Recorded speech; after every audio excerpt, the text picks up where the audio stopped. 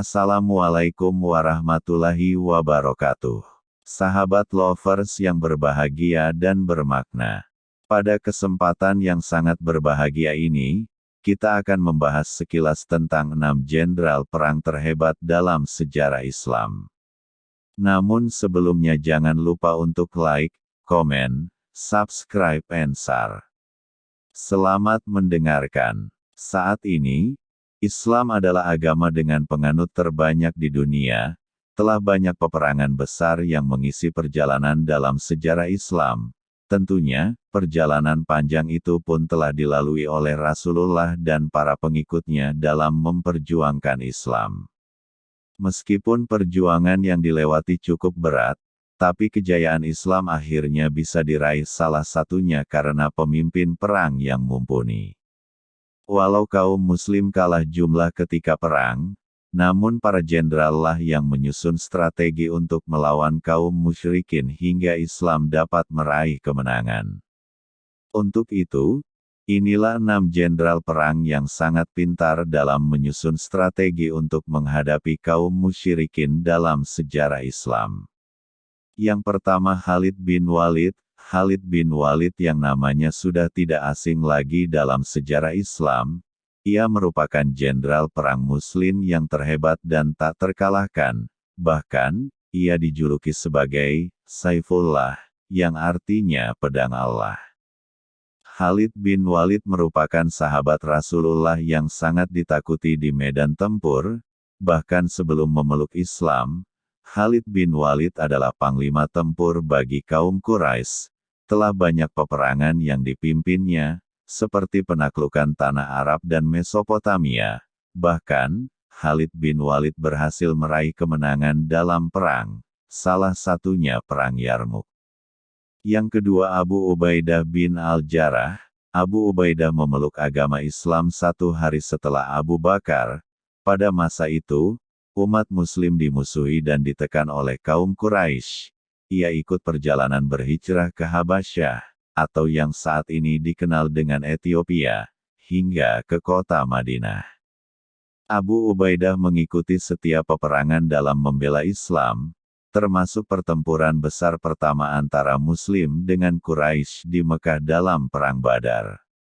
Dalam peperangan tersebut, ia harus menghadapi serangan ayahnya sendiri, yaitu Abdullah ibnu Al-Jarrah yang berada di pihak kaum Quraisy. Sebenarnya ia menghindari berhadapan langsung dengan ayahnya, namun sang ayah berhasil menghalangi jalannya sehingga pertarungan tidak dapat dihentikan. Setelah Abu Bakar terpilih menjadi khalifah, maka Abu Ubaidah ditunjuk menjadi panglima perang memimpin pasukan Muslim melawan pasukan Romawi.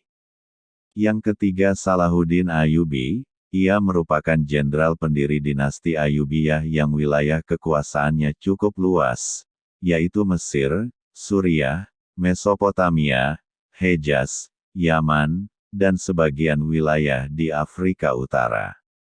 Nama Salahuddin Ayyubi sangat terkenal sebagai seorang pemimpin perang kaum Muslim dalam melawan tentara Perang Salib, dan ia berhasil meraih kemenangan dalam perang tersebut. Sikapnya sebagai pemimpin perang sangatlah memiliki jiwa kesatriaan yang membuatnya banyak dihormati dan disegani. Yang keempat Muhammad Al-Fatih. Ia adalah seorang panglima perang yang berhasil menaklukkan Konstantinopel di usia yang cukup muda, yakni 21 tahun. Masa pemerintah Muhammad Al-Fatih dikenal dengan masa reformasi Daulah Utsmani. Ia membuat tata aturan yang berlaku merata di wilayah kekuasaannya. Keistimewaan pemerintahannya ditandai dengan penjagaan luar biasa terhadap masyarakat pedagang dan perkembangan diplomasi dengan wilayah-wilayah tetangga. Selain digelari dengan Al-Fatih, ia juga disebut dengan Kaisar Romawi, karena mewarisi kerajaan Romawi Bizantium. Ia juga dikenal dengan Tuan Dua Benua dan Dua Lautan, karena menguasai Anatolia dan Balkan serta merajai Laut Aegea dan Laut Hitam. Masa pemerintah Muhammad Al-Fatih dikenal dengan masa reformasi Daulah Utsmani. Ia membuat tata aturan yang berlaku merata di wilayah kekuasaannya. Keistimewaan pemerintahannya ditandai dengan penjagaan luar biasa terhadap masyarakat pedagang dan perkembangan diplomasi dengan wilayah-wilayah tetangga.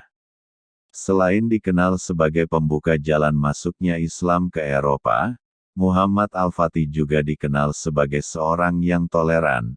Ia sering berdiskusi dengan cendekiawan Itali dan Yunani di kota Balata, menunjukkan betapa terbukanya ia. Muhammad Al-Fatih dikenal sebagai pemimpin perang yang memiliki taktik dan strategi yang hebat dalam menguasai peperangan.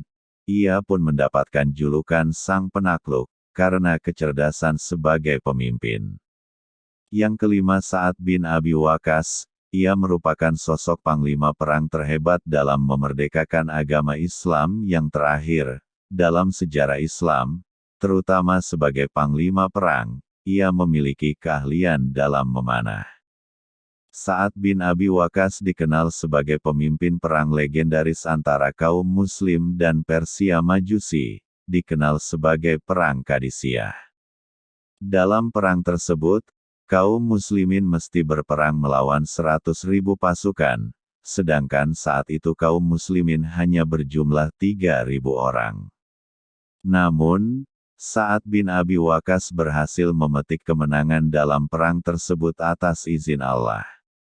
Yang keenam, Tariq bin Ziyad. Ia adalah seorang panglima Muslim yang memimpin pasukan Islam dinasti Umayyah dalam menaklukkan pasukan Visigot di Andalusia.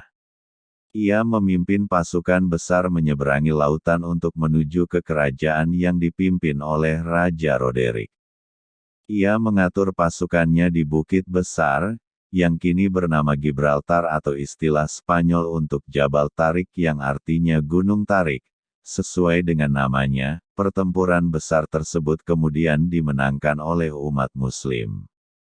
Inilah sekilas tentang kisah 6 jenderal perang Muslim yang hebat dan sangat mumpuni dalam menyusun strategi dalam menghadapi lawan, sehingga kaum Muslimin dapat meraih kemenangan dalam perang-perang yang dipimpin oleh mereka.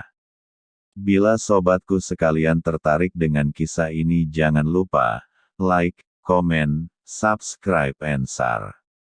Atas kunjungan sobatku sekalian kami mengucapkan ribuan terima kasih. Semoga bermanfaat dan berkah. Wassalamualaikum warahmatullahi wabarakatuh.